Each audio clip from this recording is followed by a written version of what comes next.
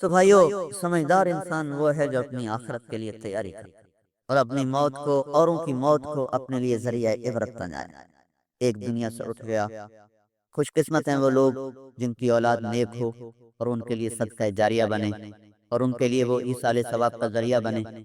اور بڑے ہی بد نصیب ہیں جو دنیا کے اس حال میں چلے جاتے ہیں کہ ان کی اولاد سورۃ فاتحہ پڑھنے کے بھی قابل نہیں ہوتی کہ اپنے باپ کے لیے کچھ تو کر دیں۔ جو ان کے لیے گھر چھوڑ گیا، جائیدادیں چھوڑ گیا، رزق چھوڑ گیا، ان کے لیے وہ ایک کلمہ نہیں کہہ سکتے اس کا ثواب ہمارے باپ کو چلا جائے۔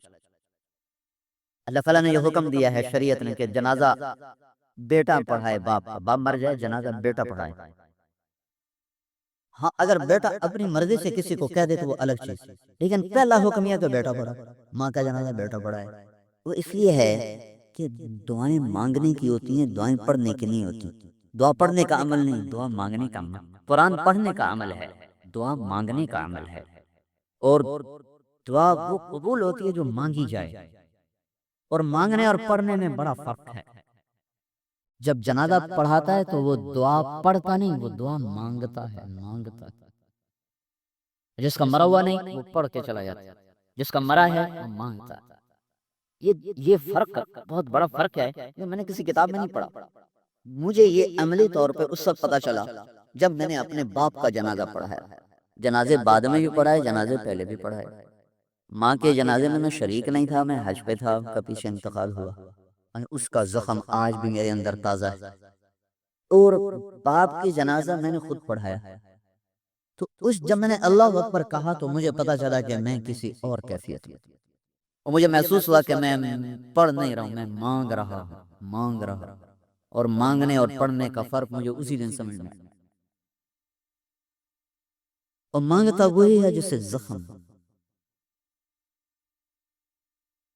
تو اگر یہ بچے اس قابل ہوتے کہ باپ کا جنازہ خود پڑھاتے تو مجھے پڑھانے کی کیا ضرورت؟ میں وہ درد کہاں سے لوں؟ میرا تو نہیں مرا۔ جس کا مرتا ہے درد تو اسی کو، جس کو زخم لگے ہائے وہی کرتا ہے، اور ہائے ہی اللہ سننا چاہتا ہے۔ اللہ نے دعا کی قبولیت کی بھی جو شرط لگائی ہے، میں اس کا قربان ہوں، تقوی نہیں لگایا۔ اس کو پتا ہے تقوی والا تو 100 میں ایک بھی، لاکھ میں ایک کوئی نہیں، سننی سب کی ہے، رب جو سب کا ہوا۔ تو اس نے دعا کی قبولیت کی کیا؟ ان سے ایک ڈیمانڈ کی، بس امن یجیب المضطر اذا دعا، کہ تم تڑپ کے دکھا دو میں سن۔ اب ہمیں تڑپنا نہیں آتا اللہ کے سامنے۔ ہمارے مولوی صاحبان کو کچھ دعائیں یاد ہیں، وہ ایسے ہاتھ اٹھا کے گانا شروع کر دیتے ہیں جیسے کہ کبھی کسی نے مانگا گا کا، کبھی کسی۔ اب ان فقیروں کو دیکھو، فقیروں کو جو کھڑے ہوتے ہیں ان کا چہرہ، حالانکہ وہ سارے کاروباری لوگ، وہ روزانہ کتنے پیسے بنا کے دیکھو کیسے مسکین چہرہ بناتے ہیں، کیسے پھٹے پرانے کپڑے پہنتے ہیں، ایسے اپنے بچوں کو ایسے حلیہ بناتے ہیں، پھر اس وقت تک نہیں ہلتے جب تک آپ کی گاڑی حرکت نہ کر لے، چاہے آپ ان کی طرف دیکھ بھی نہیں رہے، آپ سیدھا بیٹھے ہوئے ہیں اور آپ اس کو شیشہ بند کر کے آپ کھولنے کی بھی آپ گوارا نہیں کر رہے نا، کھولنا بھی گوارا نہیں کر رہے، آپ اس کو اپنے عمل سے بتا رہے ہیں کہ چلے جاؤ میں کچھ نہیں دوں گا، پھر بھی وہ ٹھک ٹھک ٹھک ٹھک اور سراپا عاجز بن کے مانگ رہا ہوتا ہے۔ کبھی اس نے آپ کو راگ میں سنائے؟ راگ سنائے یا رو کے سنائے؟ تاہم دعائیں بھی راگ میں مانگتے ہیں، پیچھے ہم لوگ بیٹھے نہ ہمیں پتہ ہے وہ کیا کہہ رہا ہے، آمین آمین کرتے ہیں۔ تو ہم نے مانگنا سیکھا نہیں۔ تو میرا اللہ کہتا ہے تڑپ کے دکھا دو سن لوں گا۔ امن یجیب المضطر اذا دعا ویکشف السوء ویجعلکم خلفاء الارض االہ مع اللہ، ہے کوئی میرے سوا جو تمہاری سنے؟ پھر بھی مجھے ہی نہیں پکارتے ہو، میرے ہوتے ہوئے اوروں کو بلا رہے۔ کتنی عجیب بات ہے کہ میں تمہارے ساتھ شاہرگ سے زیادہ قریب، زندہ حاضر باش، مجھے نہیں پکارتے اور مخلوق کو پکارتے ہو، کیسے دیوانے ہو؟ تو میرے بھائیو، اپنی اولاد کو اس قابل بناتے جاؤ کہ آپ کا کچھ کر تو سکیں۔ پھر ایک ستم یہ ہے کہ ہمارے ہاں یہ بچے، ہاں جی مولوی صاحب بچے گال دیو، ابا جی مر گئے قرآن پڑھن، اور کوئی مرا کہ وہ پڑھیں گے؟ اور جب ہمارے باپ کا انتقال ہوا تو ایک تو مجھے یہ اندازہ ہو کہ میں نے جب نماز پڑھائی تو مجھے اندازہ لگا کہ میں آج کسی اور کیفیت میں ہوں.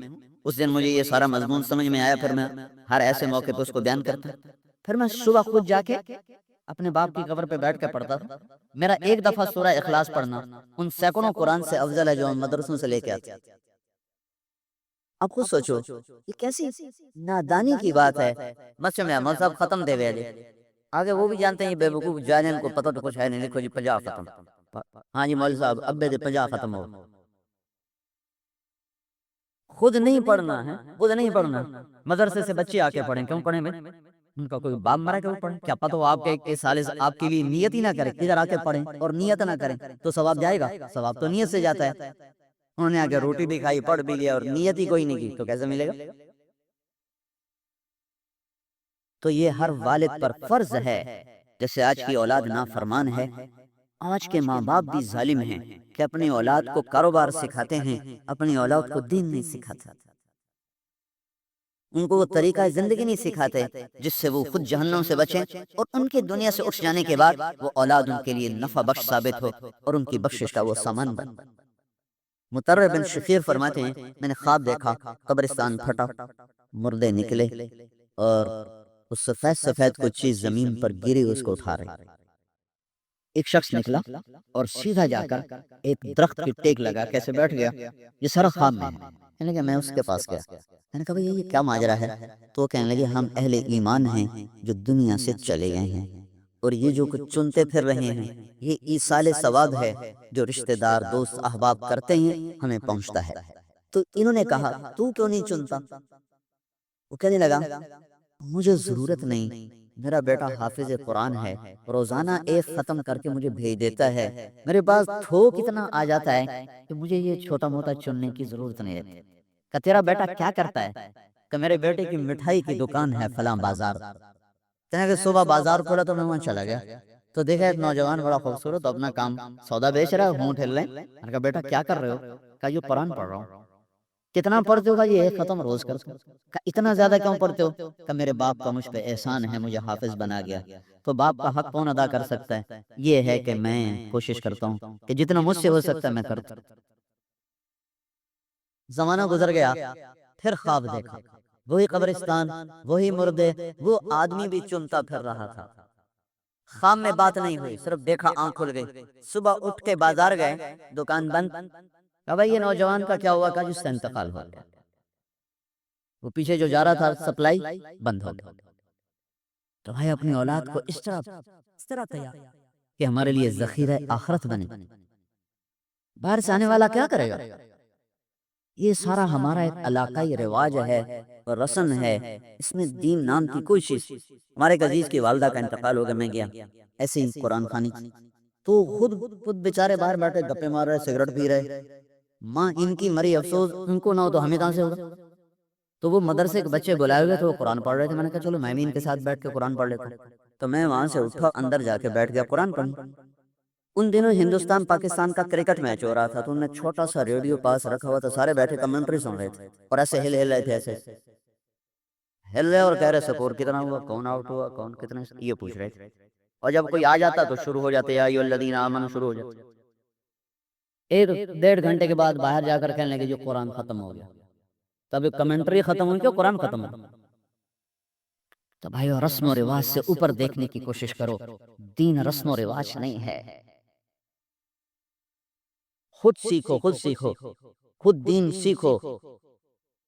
جو تبلیغ میں ہم شور مچاؤ, بھائی دین سیکھو, دین سیکھو. یہ سیکھنے کی چیز ہے. کاروبار سیکھا, صابن بنانا سیکھا, دھاگا بنانا سیکھا, کپڑا بیچنا سیکھا, گھر بنانے سیکھا. دین بھی تو سیکھو جو دنیا اور آخرت میں کام آنے والا سودا ہے. اس کے بغیر دنیا سے چلے گئے بڑے گھاٹے کا, بڑے خسارے کا سودا ہے. بھائی ایسے جیسے ہم کہتے ہیں نا, اللہ کرے میں دنیا سے ایسے جاؤں کہ میری اولاد سیٹ ہو کاروباری طور پر, گھر بھی آباد ہوں, بچیوں کی شادی ہو جائے, بچوں کی شادی ہو جائے, گھر سب کے بن جائے. یہ ماں باپ کی تمنا ہوتی. یہ بھی تو ساتھ جوڑو کہ میں اس طرح دنیا سے جاؤں کہ میرے بچے میرے بعد میرے لیے ایصال ثواب کرنے والے ہوں, میری جنت کا ذریعہ بننے والے ہوں, میرے رفع درجات کا ذریعہ بننے والے ہوں, ان کی نیکیاں مجھ تک پہنچنے والی ہوں, تاکہ ہم مرنے کے بعد بھی اپنا صدقہ جاریہ چھوڑ کے جائیں, ہمارا کاروبار چلتا رہے. یہ ہمارے اوپر فرض ہے. یہ ماں باپ کا جرم ہے جو اولاد کو نہیں سکھائے. اس لیے بھائیو کسی کی موت سے برف لینی چاہیے. اور باپ کا مر جانا تو سب سے بڑا محسن تو ماں اور باپ کو تھا، ان کا حق تو کوئی ادا نہیں کر سکتا، اس حق کو ادا کرنے کی شکل ہی کوئی نہیں ہے، بس اس کی یہی شکل ہے کہ آدمی کا یا اللہ میں حق نہیں ادا کر سکتا، مجھے معاف کر۔ اس لیے اللہ کے نبی نے فرمایا جو صبح صبح صرف ماں باپ کو دیکھ لے، صرف دیکھ لے، ایک نظر دیکھ لے، تو صبح سے شام تک اس کے لیے جنت کے 2 دروازے کھل جاتے ہیں۔ ایک زندہ ہے، ماں زندہ ہے، باپ زندہ، بس ایک نظر جا کے، نہ ابھی چائے پوچھی نہ ناشتہ پوچھا، صرف یوں دیکھا، اس دیکھنے پر شام تک اس کے لیے جنت کے دروازے کھل جاتے ہیں۔ وہ خدمت کرے پھر تو اس سے آگے کی بات، اگر ماں باپ تیری جنت ہیں، تیری جہنم ہے، خدمت کرو گے جنت ہے، ناراض کرو گے جہنم۔ اور اللہ کے نبی نے فرمایا اللہ ہر گناہ کی سزا مؤخر کر دیتا ہے، لیکن ماں باپ کی نافرمانی کی سزا مرنے سے پہلے دیتا ہے، مرنے کے بعد الگ ہے، مرنے سے پہلے دنیا ہی میں ماں باپ کی نافرمانی کا وبال انسان بھگت کے مرتا، کہ ان کا حق ادا نہیں ہو سکتا۔ ابن عمر رضی اللہ تعالیٰ عنہ طواف کر رہے تھے، ایک بدو اپنی ماں کو کندھے پہ بٹھا کے طواف کر رہا، طواف کرتے کرتے اس کو یوں کہنے لگا اماں تیرا حق ادا ہو گیا کہ نہیں، ماں کو کہنا اماں تیرا حق ادا ہو گیا کہ نہیں، تو ابن عمر پاس سے گزرنے سن لیا تو اس کو پکڑ کر کہا ایک گھونٹ جو تو نے ماں کا دودھ پیا نا 2 سال، ابھی اس میں سے ایک گھونٹ کا بھی حق ادا نہیں ہوا، ساری زندگی کا حق چھوڑ، ایک گھونٹ جو تو نے ماں کا دودھ پیا تھا، ابھی اس ایک گھونٹ کا بھی حق ادا نہیں۔